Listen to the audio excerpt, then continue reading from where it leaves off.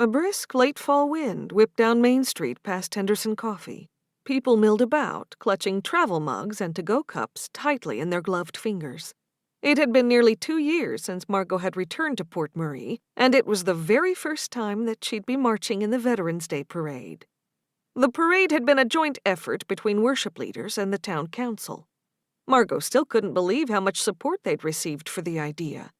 Port Marie wasn't known for big displays, not even for Thanksgiving or the 4th of July. This year, though, they'd decided to honor the service of all the town's veterans. They even had someone from the Korean War marching. Margot was standing on the front steps of the church studying the parade route. When footsteps echoed off the pavement in front of her, she looked up and broke out into a broad grin. Derek Nesbit stood at the bottom step with his wife, Catalina, by his side. Catalina carried a small child in a sling who gazed up at Margot with wide brown eyes and a mop of curly dark hair. "I didn't think you were going to make it," Margot said, setting the paper aside and wrapping Derek in a tight embrace. He smiled. "It's been long enough. Besides, I was born and raised in Port Marie. Why shouldn't I join the rest of you for this thing?" "I'm really glad you came," Margot said again, before turning to Catalina and their daughter.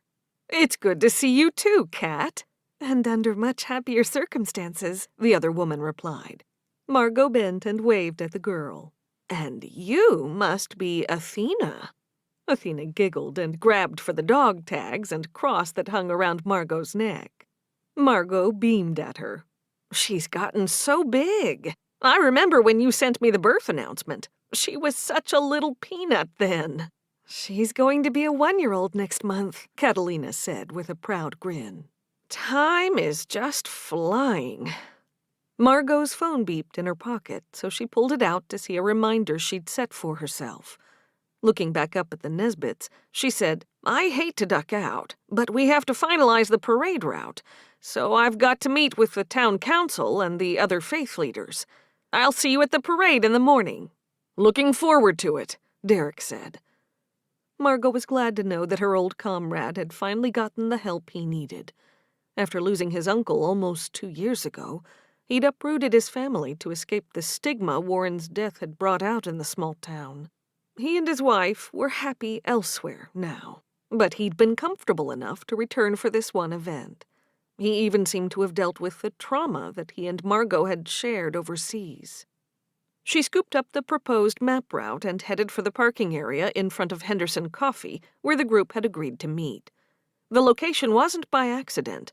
It had been an attempt on Margot's part to help the town heal from tragedy. Just 8 months earlier, Cheryl Henderson's son, Cameron, had poisoned his friend's parents. Cameron was getting the help he needed, and Margot knew that his actions shouldn't reflect on his mother. So Margot had insisted that they have all of their planning meetings and even end the route of the parade at the coffee shop. She hoped it would help to encourage people to patronize the spot. Cheryl deserved to be a part of the community again. Port Marie, like most small towns, had a long memory for the painful things that happened within its borders, and that wasn't always a good thing. Finding the truth wasn't always as healing as Margot wished it to be. As Margot approached the spot, her cousin Sam pulled up beside her in her cruiser. "Did I hear that Derek Nesbit is back in town?" Sam asked through the rolled-down window.